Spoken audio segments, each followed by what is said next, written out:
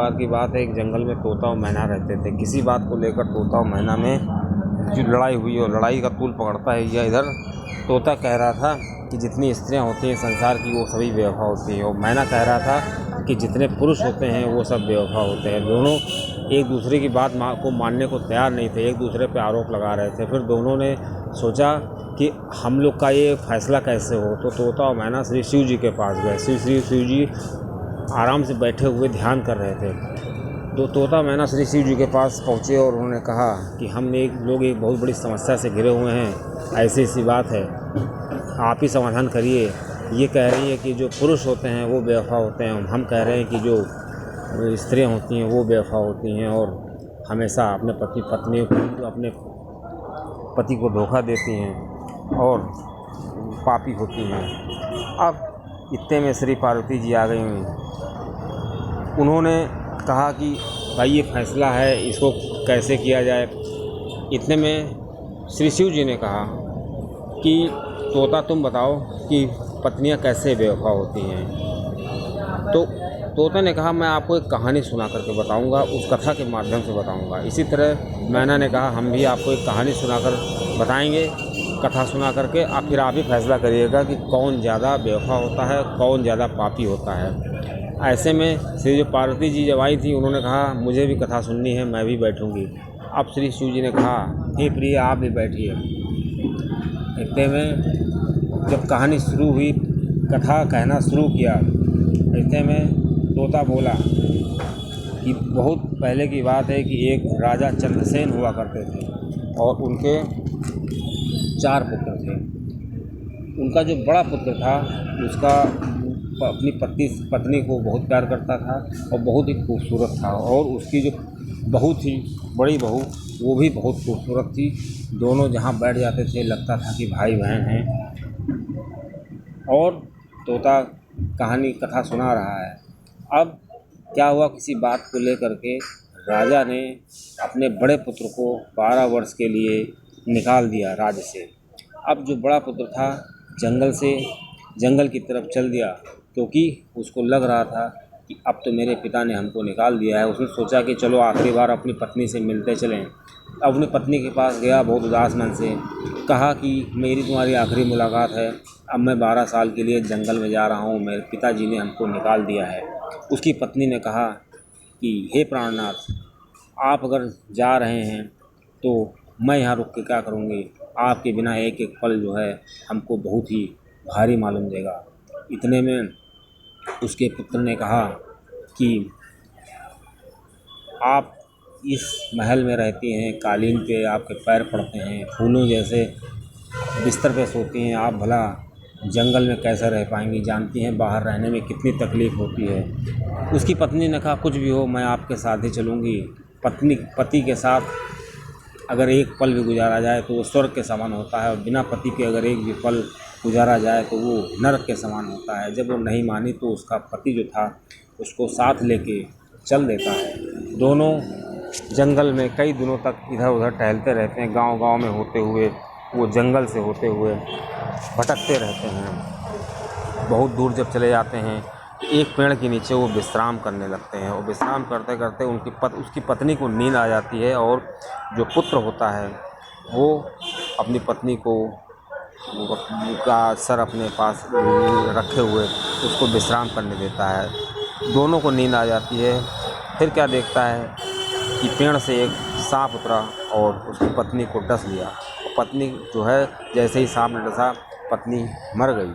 अब पत्नी की मृत अवस्था को देख करके उसका पति बहुत ज़ोर ज़ोर से चिल्लाने लगा। अब उसकी रोने बिखरने की आवाज़ सुन करके जो जंगल के पशु पक्षी थे वो चिहाड़ मारने लगे। अब उसको लगा कि हमें पशु पक्षी जो हैं यहाँ के जो चीता शेर हैं वो खा जाएंगे। फिर उसके पति ने सोचा जब मेरी पत्नी ही नहीं रही तो मुझे रहने से क्या फ़ायदा, मुझे भी मर जाना चाहिए। वो लकड़ी लेके आया, चिता बनाने लगा। इतने में एक यमदूत आया। उस देवदूत ने कहा कि क्या बात है, तुम क्यों इतना चिल्ला रहे हो। उसने बताया कि मेरे पिता ने मुझे निकाल दिया है 12 वर्ष के लिए, मैं फलाना जो है राजा हूँ, राजा का पुत्र हूँ। अब मुझे 12 वर्ष के लिए वनवास था, लेकिन हमारी पत्नी को सर्प ने डस लिया है। अब मैं जी के क्या करूँगा, मैं भी मर जाऊँगा। देवदूत ने कहा, अरे ये जीवन बहुत ही अनमोल है, ये जीवन बहुत ही मूल्यवान है, इस जीवन का उपयोग समझो। ये इस जीवन के लिए, मानव जीवन के लिए देवता भी तरसते हैं। अगर पत्नी मर गई तो क्या हुआ, तुम्हारी दूसरी शादी हो जाएगी, दूसरी पत्नी मिलेगी, लेकिन ये जीवन बार बार नहीं मिलेगा। उसने कहा, कुछ भी हो, मैं अपनी पत्नी को बहुत प्यार करता हूँ, मैं उसके बिना रह नहीं सकता है। तो देवदूत ने कहा, ठीक है, इस तुम्हारी पत्नी को मैं ज़िंदा कर सकता हूँ। उसकी एक शर्त है कि तुम्हारी पत्नी की उम्र 20 साल है और तुम्हारी उम्र है 30 साल और तुम्हारी पूरी उम्र है 70 साल। 30 साल तुम गुजर चुके हो, बचे हैं 40 साल। अगर तुम अपनी ज़िंदगी के बचे हुए 40 साल में 20 साल अपनी पत्नी को दे दो और 20 साल तुम अपने लिए रख लो, तो दोनों पति पत्नी 20-20 साल आराम से ज़िंदगी गुजार सकते हो। वो बिल्कुल राज़ी हो गया। देवदूत ने कहा कि तुम हाथ में जल लेकर संकल्प करो कि तुम ये चीज़ कभी अपनी पत्नी को नहीं बताओगे। और हाँ, एक चीज़ ये भी उसने कही साथ में कि तुम जब चाहो तो ये संकल्प वापस ले सकते हो। जैसे तुम ये संकल्प वापस लोगे, तुरंत पत्नी का देहांत हो जाएगा। और तुम इसको अगर पत्नी को बता दोगे तो संकल्प वापस नहीं होगा, लेकिन उसको ध्यान रखना, तो अपनी पत्नी को कभी बताना नहीं। उसने कहा, ठीक है, मैं अपनी पत्नी को कभी नहीं बताऊँगा। दोस्तों, वो देवदूत जल लाया, पत्नी के ऊपर छिड़का, पत्नी तुरंत जिंदा हो गई। दोनों ने देवदूत का धन्यवाद किया और दोनों जंगल के लिए चल दिए। फिर दोनों बहुत देर तक भटकते रहे, 2-3 दिन तक भटकते रहे। फिर उनको एक कुटिया टाइप की दिखाई दी। उस कुटिया में एक फ़कीर बैठा हुआ था। वो फ़कीर मस्त था और बांसुरी बजा रहा था, तकिया लगाए हुए था और बिल्कुल मस्त था। उसको खूब लंबा चौड़ा युवक, हट्टा कट्टा युवक था। जब ये दोनों लोग, राजा का पुत्र और उसकी पत्नी, वहाँ पहुँचे, दोनों विश्राम करने लगे। फिर राजा के पुत्र ने उस फ़कीर से कहा, मुझे पानी पीना है। उसने इशारा किया कि उधर कुआं है, जाओ पानी भर के पी लो। अब राजा का पुत्र जो था, उसने अपनी पत्नी से कहा, क्या तुम भी पानी पियोगी? उसने कहा, मुझे पानी नहीं पीना है, आप पी आइए जा करके। वो पानी भरने चला गया, पानी पीने चला गया, नहाने लगा। इतनी देर में जो वो पत्नी थी, उसकी फ़कीर से आँखें चार हो गई। मतलब उसको फ़कीर से प्यार हो गया। अब जब फ़कीर से प्यार हुआ तो उसकी पत्नी कहने लगी फ़कीर से कि आप लोग जो हैं यहाँ बहुत मस्ती से रहते हैं, कहाँ की सबकी किस्मत में है इतनी मस्ती में रहना। तो फ़कीर ने कहा, अरे कोई बात नहीं, आप भी यहाँ पे बहुत मस्ती से रह सकती हैं, आपका स्वागत है। तो उसकी पत्नी ने कहा, अरे मेरे साथ तो मेरे पति हैं, भला मैं उनको छोड़कर कैसे रह सकती हूँ। तो जब फ़कीर ने देखा कि उसकी पत्नी का मन है मेरे साथ रहने का, तो उसने कहा, बहुत आसान है, तुम्हारा पति जो है कुएँ में गया है पानी भरने, तुम उसको धक्का दे दो, गिर जाएगा, मर जाएगा, तुम आराम से मेरे साथ रहो। उसने कहा, ठीक है। जब उसका पति आया पानी भर करके, पानी पी करके, तो उसकी पत्नी ने कहा, अब मुझे ही पानी पीना है। तो उसके पति ने कहा, मैं पहले तुमसे कह रहा था पानी पी लो, तब तुमने कहा था मुझे नहीं पीना है। कहीं नहीं, उसकी पत्नी ने कहा, पहले मेरे प्यास नहीं लगी थी, अब मेरे प्यास लगी, अब मुझे पानी पीना है। अब उसने कहा, ठीक है, चलो मैं पानी तुम्हारे लिए भर के लाता हूँ। वो तुरंत बाल्टी लेकर चल दिया। उसकी पत्नी ने कहा, मैं भी साथ में चलूँगी, मुझे आपसे बहुत प्यार है, मैं आप देखूँगी कि आप कैसे पानी भरते हैं। जैसे उसका पति पानी भरने लगा, तुरंत उसकी पत्नी ने उसको धक्का दे दिया और वो कुएं में गिर गया। अब जब वो कुएं में गिर रहा था तो उसको एक जंजीर मिल गई। जंजीर के सहारे वो लटका रहा, क्योंकि वो जानता था अगर हम चिल्लाएंगे तो ये बाहर निकाल करके फ़कीर के साथ मरवा देंगे मुझको। इधर फ़कीर जो है था, उसकी पत्नी को लेकर के चंपत हो गया और शहर की तरफ भाग गया। और इधर जो ये जंजीर में लटका हुआ था उसका पति, वो जब उसको लग गया कि इस फ़कीर यहाँ से जा चुका है, तब उसने धीरे धीरे आवाज़ लगाई। उधर से बंजारे आ रहे थे, बंजारों का काफ़िला। बंजारों के काफ़िले में ने वहाँ पानी भरना चाहा तो नीचे डोर डाली। जब बंजारे ने डोर डाली तो उसने बंजारे की डोर को पकड़ लिया और बंजारे की डोर को पकड़ा। और जब बंजारों ने देखा कि अरे ये कौन है मेरी डोर को पकड़े हुए है, उसने कहा, मुझे बाहर निकालो, तब मैं तुम्हें बताता हूँ। बंजारों ने बड़ी मुश्किल से उसको बाहर निकाला। फिर बंजारों ने कहा, बताओ तुम्हारी ये हालत कैसी हुई। उसने सब पूरी कहानी बताई कि मेरे पिता हैं, राजा हैं, उन्होंने मुझे देश से निकाल दिया है 12 वर्ष के लिए।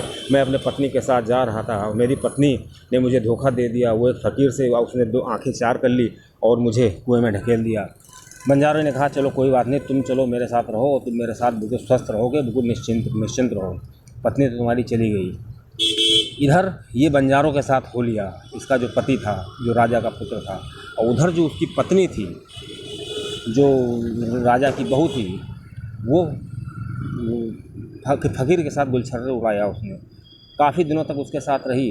अब फ़कीर ने सोचा कि ये इतनी खूबसूरत है, क्यों ना इससे पैसे कमाए जाएँ। उसने उसको अच्छे अच्छे राग सिखा दिए, नृत्य सिखा दिया, संगीत सिखा दिया। अब वो जो पत्नी थी उसकी, वो डांस करने लगी, जा कर के नृत्य करने लगी, और जहाँ नृत्य करती वहाँ उसको अच्छे खासे पैसे मिलते। एक बार क्या हुआ कि जब उसका नृत्य काफ़ी फेमस हो गया तो वहाँ के सेनापति ने राजा को बताया कि एक बहुत ही अच्छी नृत्यांगना आई है और जो वो डांस करती है तो लोग मुग्ध रह जाते हैं। राजा ने कहा, मैं उस नृत्यांगना का नृत्य देखना चाहता हूँ, उसको तत्काल मेरे शिविर में, मेरे राज्य में हाजिर किया जाए, मेरे दरबार में हाजिर किया जाए।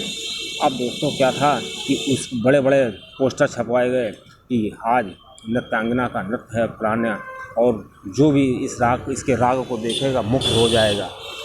अब इधर वो नृत्य करने के लिए बिल्कुल तैयारी कर रही थी और उधर वो बंजारों के साथ उसका पति रह रहा था। जब बंजारों का काफ़िला शहर की तरफ गया, इत्तेफाक से वो उसी शहर में आ गया जहाँ पे उसकी पत्नी का नृत्य होना था।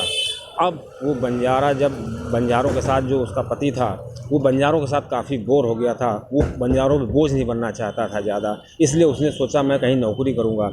अब उसने नौकरी करने का मन बनाया। इसी क्रम में उसने उस शहर में नौकरी की तलाश की तो एक साहूकार के यहाँ, एक सेठ के यहाँ नौकरी मिल गई। चूँकि वो बहुत ईमानदार था, देखने में बहुत ही बातूनी था, बातचीत करने में काफ़ी निपुण था। कुछ ही दिनों में जो सेठ था उसने उसको अपना मुनीम बना लिया।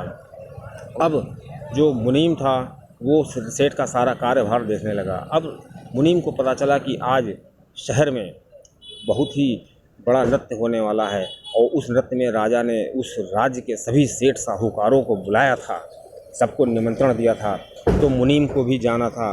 अब मुनीम जब वहाँ गया तो उधर उसकी पत्नी नृत्य कर रही थी। वो इतने अच्छे कपड़े पहने हुई थी, इतनी अच्छी वेशभूषा में थी कि वो उसको पहचान नहीं पा रहा था, एकदम परी लग रही थी।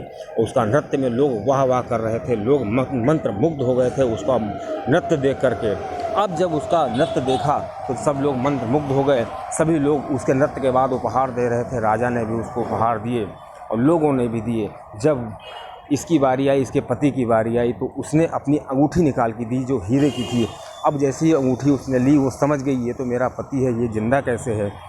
अब उसने सोचा कि अगर ये मेरा पति जिंदा है ये तो मुझे मरवा देगा, पूरी बात जानेगा। अब उसने सोचा कैसे हम इसको मरवाएं। उसकी पत्नी ने सोचा। अब उसने सोचा कि चलो ऐसी चाल चलते हैं कि लाठी भी न टूटे और सांप भी मर जाए। उसने सोचा कि हम इतना अच्छा नृत्य करेंगे, इतना अच्छा राग गाएंगे कि राजा मुग्ध हो जाएगा, और फिर राजा जब मुग्ध हो जाएगा तो हमसे पूछेगा कि बताओ तुम्हें क्या चाहिए। तब मैं कहूँगी इस सभा में एक ऐसा व्यक्ति है जो मेरा चोर है, मेरा उसने कुछ चुराया है, आप उसको मृत्यु दंड दीजिए, मैं उससे संकल्प ले लूँगी। उसने ऐसा ही किया, खूब अच्छा नृत्य किया, राजा मुग्ध हो गया। राजा ने उससे कहा कि बताओ नर्तंगनी तुमको क्या चाहिए, तुम ऐसी कौन सी चीज़ है तुम चाहिए तुमको। उसने कहा मुझे आपसे धन दौलत नहीं चाहिए, मुझे बस जो मेरा चोर है जिसने मेरी चोरी की है उसको सज़ा दिला दीजिए, आप उसको मृत्यु दंड दे दीजिए। राजा से उसने संकल्प ले लिया। राजा ने कहा नर्तंगनी बताओ कौन है, उसको तुरंत हाजिर करो। वो गई, अपने पति का हाथ पकड़ के लाई, कहा यही है। अब तिथि मुकर्रर कर दी गई कि इस दिन फलाने को फांसी दी जाएगी, और नर्तंगनी जो है बिल्कुल निश्चिंत हो गई। इधर जो साहूकार सेठ था, जहाँ वो नौकरी करता था, उसका पति, उसने सभी साहूकारों साथ मिल करके, सेठों के साथ मिल करके कहा कि अगर इस लड़के के साथ अन्याय हो रहा है, क्योंकि ये लड़का बार बार यही कह रहा है कि मैंने इसका कुछ नहीं चुराया है, और फिर भी राजा इसके साथ अन्याय कर रहा है। अगर राजा इसके साथ अन्याय कर सकता है तो राजा हमारे साथ भी अन्याय करता है। हम लोग अगर इसके साथ अन्याय हुआ तो हम लोग इस राजा का देश छोड़ देंगे और चल के दूसरे प्रदेश में जाएंगे, वहाँ पे व्यापार करेंगे। हमें व्यापार ही करना है तो कहीं भी कर लेंगे, लेकिन इस राजा के यहाँ नहीं रहेंगे। उधर सभी व्यापारियों ने राजा को अल्टीमेटम दे दिया कि अगर आप इसके साथ अन्याय करेंगे तो हम आपको छोड़ देंगे। अब दोस्तों ऐसे ही चलता रहा। तब राजा ने कहा इसने इसका चोरी किया है। तो उसने कहा तो बस उसने लड़के ने कहा अपने सेठ से कि राजा से मुझे बस 2 बात करनी है, अगर मुझे 2 बात करने का मौका मिल जाएगा तो हम अपनी सफाई पेश कर सकते हैं। तो उस सेठ ने राजा से कहलवाया कि ये लड़का जिसको फांसी दी जानी है वो कुछ कहना चाहता है आपसे, 2 बातें, उनकी बातें सुनी जाएं। राजा ने कहा ठीक है, मैं इसको मौका देता हूँ। अब वो जो राजा का लड़का था वो उसको मौका दिया गया, और वो जब आया उसने कहा कि बताओ मैंने तुम्हारा क्या चुराया है। तो उसकी पत्नी ने कहा कि आपने मेरा बहुत कुछ चुराया है। तो उस राजा के लड़के ने, जिसको फांसी दी जानी थी, उसने अपनी पत्नी से कहा कि तुम मुझे वो वापस कर दो जो मैंने तुमको दिया था। उसने कहा कि मैं तुमको वापस कर दूंगा जो तुमने मुझे दिया था। अब चूँकि उसको मालूम नहीं था कि उसने उसको क्या दिया है, उसने कहा हाथ में जल लो, संकल्प करो और बताओ कि तुम मुझे वो वापस कर दोगी जो तुमने मुझे दिया था। उसने कहा ठीक है, मैं तुम्हें वापस कर दूंगा। अब चूँकि जब उसको आयु दी थी उसने 20 वर्ष, तो इससे देवदूत ने यही कहा था कि जब तुम चाहो तब अपना संकल्प लेकर के उसकी उम्र वापस कर सकते हो, इसको बताना नहीं। अब उसने कहा, राजा के लड़के ने, जो मुनीम बना हुआ था, उसने कहा, संकल्प ने कहा कि इसकी उम्र वापस हो जाए। मन में कहा, तुरंत उसकी उम्र वापस हो गई और उसकी पत्नी का देहांत हो गया। अब ये सब देख करके जो राजा था दंग रह गया, क्योंकि जब नृत्यांगना ने कुछ लिया था इसी वजह से तो उसने अपना दम तोड़ दिया। अब राजा बहुत असमंजस में पड़ गया। राजा इस केस की गहराई तक जानना चाहता था। उसने उससे पूछा कि बताओ क्या बात है, इसमें क्या राज है, क्यों ये इसका देहांत हो गया और तुमने ऐसा क्या उससे मांगा था, क्या तुमने उसको दिया था। तब उस राजकुमार ने, जो मुनीम बना हुआ था, जो उसका पति था, उसने वनवास से लेकर के अपने और फ़कीर की कहानी से लेकर के अपने मुनीम बनने तक की कहानी और इसको हीरे की अंगूठी देने तक की कहानी सब राजा को बताई।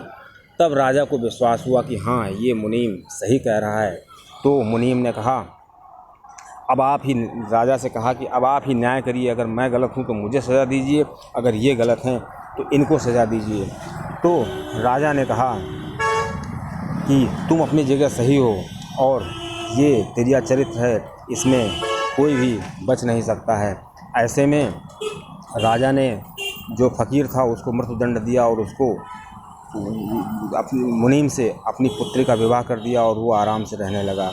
अब जो तोता था उसने राजा से कहा, बताइए आप ही बताइए, शिव जी से कहा आप ही बताइए कि इस कथा को सुन करके, जब से मैंने कथा सुनी है मुझे तो स्त्रियों से घृणा हो गई है। बताइए मैं अपराधी हूँ या जो मेरी बात सही है, क्या ये इसकी बात सही है। अब श्री शिव जी ने कहा, मैना से कहा तुमको भी मौका मिलता है, तुम भी बताओ, अपना पक्ष दो तुम। तो उसने, मैना ने कहा, मैं भी एक कथा के माध्यम से बताना चाहती हूँ। उसने कथा सुनाया कि एक बहुत बड़ा सेठ था, उसके 4 लड़के थे। उसका जो बड़ा लड़का था बहुत ही बड़ा जुआरी था, वो हमेशा जुआ खेलता रहता था।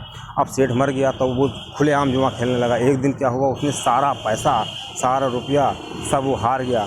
अब वो अपना मुँह कैसे दिखाता, घर कैसे वापस आता, इसलिए उसने निश्चित किया कि हम घर नहीं जाएंगे। वो दूसरे गांव में चला गया, दूसरे देश की तरफ, दूसरे प्रदेश की तरफ चलने लगा। बहुत दूर गया तो वहाँ पे एक सेठ का घर आया। उस सेठ के घर के पास बैठा। सेठ ने पूछा, क्या बात है। उसने कहा, मुझे प्यास लगी है। उसने सेठ जी ने पानी पिलाया और पूछा, तुम कौन हो, कहाँ से आया। उसने कहा, मैं बहुत बड़ा व्यापारी हूँ, मेरा व्यापार करते करते जी भर गया है, क्योंकि इस बार मेरा बहुत बड़ा घाटा हो गया है। जिस जहाज़ से मैं आ रहा था वो जहाज़ डूब गया है और मेरे ज़िंदगी भर की कमाई वहाँ से चली गई है। सेठ जी ने उसको देखा, कहा, ये लगता तो अच्छे घर का है, ज़रूर इसकी मदद करनी चाहिए। सेठ जी ने उसकी मदद की और उसको पानी पिलाया। धीरे धीरे सेठ उसकी बातों में फंस गया। सेठ नहीं जानता था कि ये इतना चालाक है, उससे पैसा ऐंठना चाहता है। सेठ जी ने अपनी पुत्र का विवाह कर दिया, ये दोनों रहने लगे। कुछ दिन बाद उसने सोचा कि चलो दूसरे शहर चलते हैं। इस क्रम में वो दूसरे शहर की तरफ उसकी पुत्री को लेकर चल दिए और साथ में सेठ ने अपनी दासी भी भेज दी थी और दोनों जंगल से होकर के जा रहे थे। रास्ते में उसने अपनी पत्नी से कहा कि अपने सारे जेवर हमें उतार के दे दो, क्योंकि यहाँ पर चोर लुटेरे भी हो सकते हैं और जो तुमसे जेवर छीन सकते हैं। इसलिए उसकी पत्नी ने सोचा, मेरा पति ही तो है। उसने सारे जेवर अपने उतार के दे दिए। जैसे उसने सारे जेवर उतारे, उसके मन में लालच आया और उसने उसके सारे जेवर खर्च कर दिए। सारे जेवर से नीयत उसकी ख़राब हो गई और सारे जेवर वो अकेले हड़प करना चाहता था। इसी क्रम में उसने उसकी दासी को मार डाला और उसकी जो अपनी पत्नी को कुएं में ढकेल दिया। उसकी पत्नी जो है कुएं में, और जब ढकेला उसने सोचा कि मेरी पत्नी तो मर गई है। उधर वो जो लड़का था, वो जो सेठ का लड़का था, वो चला गया और सारा धन लेकर के भागता हुआ चला गया। उधर उसकी जो पत्नी जो कुएं में पड़ी हुई थी वो बहुत ज़ोर ज़ोर चिल्ला रही थी। उधर से एक आदमी निकला उसने देखा कि अरे कुएं में तो एक लड़की पड़ी हुई है। उसने उसको बाहर निकाला, उसकी मदद की, उससे पूछा तुम्हारे साथ ये सब कैसे हुआ। उसने सब वृतांत बताया और जब उसने अपना पता बताया तो वो आदमी जिसने उसको निकाला था वो उसको अपने घर ले गया और सेठ जी के हवाले कर दिया। उधर जब सेठ जी ने अपनी पुत्री को देखा तो उससे पूछा तुम्हारा ये हाल कैसे हुआ। तो उसकी पत्नी जो थी वो पतिव्रता थी। उसने सोचा अगर अपने पति की बुराई करेंगे तो ये पतिव्रता के खिलाफ होगा।